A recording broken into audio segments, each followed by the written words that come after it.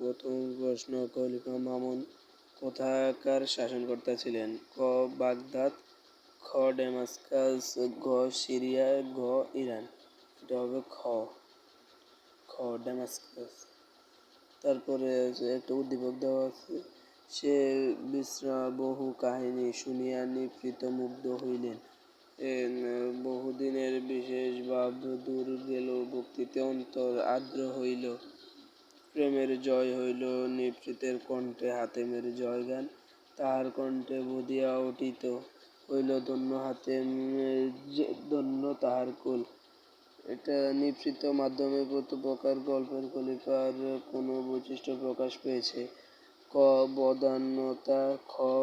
মহানুভবতা, গ. দানশীলতা, গ. অতি শ্রদ্ধাবোধ।